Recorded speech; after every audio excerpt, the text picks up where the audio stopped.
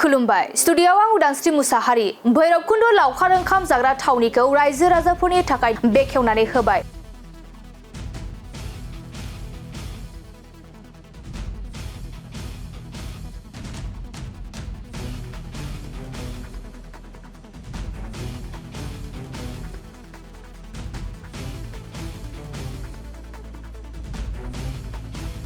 बिटिसिनि लेङाइ गाहाय मावफुं सोद्रोमा रिहन दैमारिया बाहागो लानानै भैरबकुन्द लावखार ओंखाम जाग्रा थावनिखौ बेखेवनानै होयो। नंगौ, गोजाम बोसोरखौ बिदाय होनानै गोदान बोसोरखौ बरायनायजों लोगोसे लावखार ओंखाम जानो थाखाय गोबां जायगायाव लावखार ओंखाम जाग्रा थावनिखौ बेखेवनायखौ नुनो मोननाय जादों। बेबादिनो भैरबकुन्द लावखार ओंखाम जाग्रा थावनिखौबो रायजो राजाफोरनि थाखाय बिटिसिनि लेङाइ गाहाय मावफुं सोद्रोमा रिहन दैमारिया बाहागो लानानै बेखेवनानै होबाय। आं दिनै गोजोननाय मोनदों। बयबो मिथिगौ भैरबकुन्द बे जायगाया आसामजों मिथिजानाय मोनसे जायगा, जेराव गोबां रायजो राजाफ्रा बाहाय पिकनिक जानो थाखाय फैयो आरो जायगाया ओरैबायदि मोनसे जायगा बियो, फारसेथिं भुटान, फारसेथिं अरुणाचल प्रदेश आरो गाहायाव आसाम, जायखौ ट्राय जंसन होनना बुङो। मोननै दैसा, मोनसे अरुणाचलनिफ्राय आरो मोनसे भुटाननिफ्राय फैदों, बेयाव ज' जायो आरो बेनिफ्रायनो धनसिरि नाम लानानै बे दैसाया थाङो। आसामनि गुबुन गुबुन जायगानिफ्राय बाहाय पिकनिक जानो फैयो आरो आं 2001 मायथाइनिफ्रायनो बे भैरबकुन्द पिकनिक स्पटजों आं खामानि मावबोबाय थादों आरो दिनैनि तारिखाव जथेस्थ' मोजां जाबाय, डिसिप्लिन जाबाय। जायफ्रा बेहाय पिकनिक जानो फैयो जेबो असुबिदा मोना। दा बेखायनो बोसोरे बोसोरे पिकनिक जानायफ्रा बेहाय बांनायनिफ्राय बांसिनगासिनो दं। आरो बेजों लोगोसे आं जेब्ला MLA जाना थायोमोन, मन्थ्रि जाना थायोमोन, बाहाय मोनसे जों फेस्टिभेलबो खुंबाय थादोंमोन। नाथाय दुखुनि बाथ्रा, थांनाय बिधान सभा बिसायख'थियाव आं जेननायनि उनाव जोंहा गोदान सरकार जादोंमोन, UPPL सरकार, बिथांमोना बे फेस्टिभेलखौ खुङाखिसै आरो खिन्थु देग्लाय आं BTCआव MCLA हिसाबै दारायनानै भैरबकुन्द समस्तिनिफ्राय देरहाबाय आरो आं बिसायख'थि सिगाङावनो बुंना लाखादोंमोन, आं जुदि देरहासार जायोब्ला बे भैरबकुन्द फेस्टिभेलखौ आं खुंफिनगोन होननानै। इदिमोदे जों सावरायखाबाय। दिनैबो जोंहा मोनसे मिटिं दङ, फैगौ जानुवारि दाननि 21 मायथाइनिफ्राय तारिखनिफ्राय जों बे फेस्टिभेलखौ खुंनाय जासिगोन आरो जेराव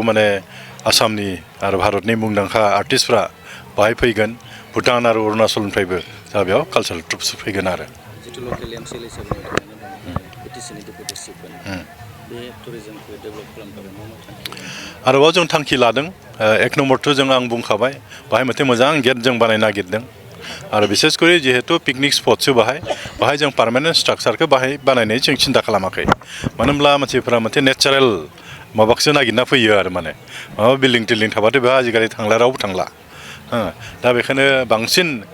नेचारेल माबाखौ मोननो थाखाय जिखिनि बेबस्था लानांगौ बेखौ इयुननि समाव जों लागोन आरो बे पिकनिक स्पटनिफ्रायनो मालाबा जिहेतु बेयाव बर्डार एरिया लोंनाय जानाया एसे बारा जायोब्ला एक्सिडेन्टनि सम्भाबना बारा जायो। दा बैनिफ्राय रैखा मोननायनि बेबस्था हिसाबै सोरबा फैनानै माबा लोंनाय जानायखौथ' जों बादा होनो हाया, खिन्थु पिकनिक स्पट सिङावहाय लोङै जायैहाय जाहाथे खुनु रावबो डिस्टार्ब खालामनो हाया, बेखौथ' जोंहा स्पट कमिटियानो बेखौ नोजोर लाखियो आरो सोरबा बांद्राय डिस्टार्ब खालामबाथ' पुलिस प्रशासन दं, बिथांमोना नायो आरो बिथांमोनानो बेबस्था लायो आरो नोंथांनि नाजानायजों गोदानै आरो मेम्बारशिप जिहेतु जोंहा गोबां आनएमप्लयड सेंग्राफोर दं आरो जिहेतु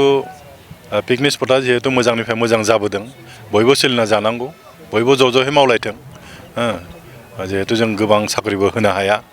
आरो जों बिनि थाखायनो जोंनिफ्राय सरकारनिफ्राय जेसेबां हायो जों बे स्पट कमिटियाव बोरैहाय मानसिखौ लाबोनो हायो बिनि थाखाय जों नाजागोन। जेसेबां हायो पाब्लिसिटि खालामनो नाजागोन, सरकारनिफ्राय जेसेबां हायो जों हेफाजाब खालामगोन। गतिके बयबो मावनो जाथों, बेखायनो बे बेबस्था खालामनाय जादों आरो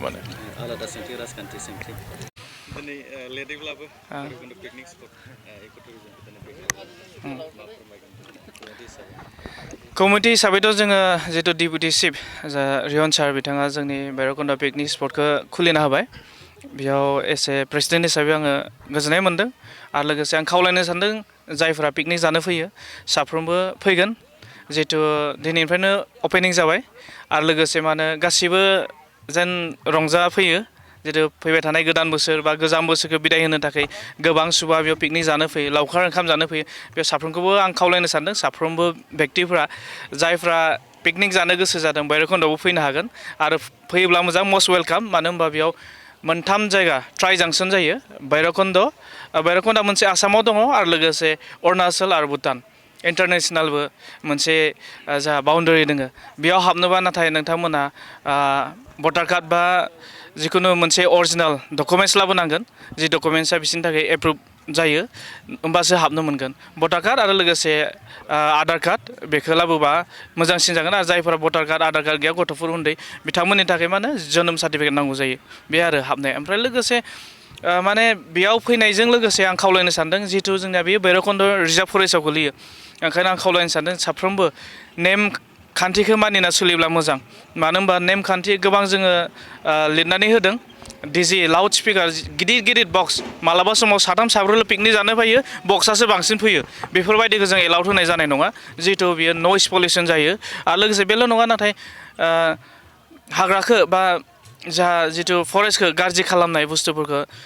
एसे एभयड खालामबा मोजां जागोन जायफ्रा पिकनिक जानो फैयो आरो जों रुल्स एन्ड रेगुलेसनखौ गोबां जायगायाव होना होखाबाय नोंथांमोना फैयोब्ला जागा जागा नुनो मोनगोन दुस एन्ड डाउन्सफोर दोङो लोगोसे बटल सेफायनायफोरखौबो आं खावलायनो सानदों जायखौ बटल सेफायनाय नुगोन जों हले हेगारनाय नङा आरो मानो होनबा बेयाव फाइन दङ 1000 फाइन आरो जुदि बेखौबो होआब्ला हयथ' जानो हागौ जोङो फरेस्ट डिपार्टमेन्टजों गथायगोन आरो नङाबा जोङो माखासे प्रशासननो जों गथायना होनाय जागोन जिहेतु बे मोनसे नेमखान्थि जों खाना होखाबाय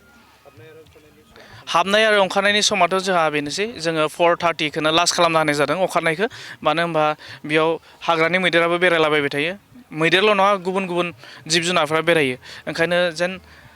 हाग्रानि जिब जुनारफ्राबो जेन उसुबिदा मोना आरो लोगोसे पिकनिक जाग्राफ्राबो उसुबिदा मोनै बायदि ओंखायनो माने 4:30खौ जोङो लास्ट खालामनाय जादों बेनिफ्रायनो ओंखारलांनांगौ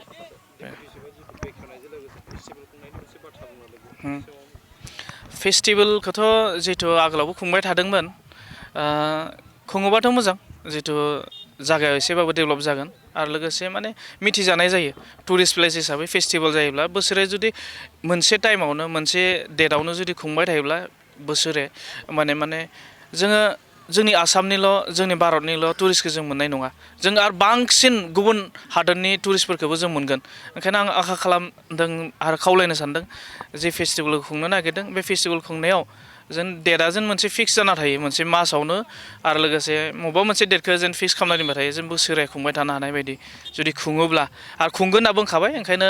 बेयावथ' मा बुंबावनो जों मोजांखौनो मोनदों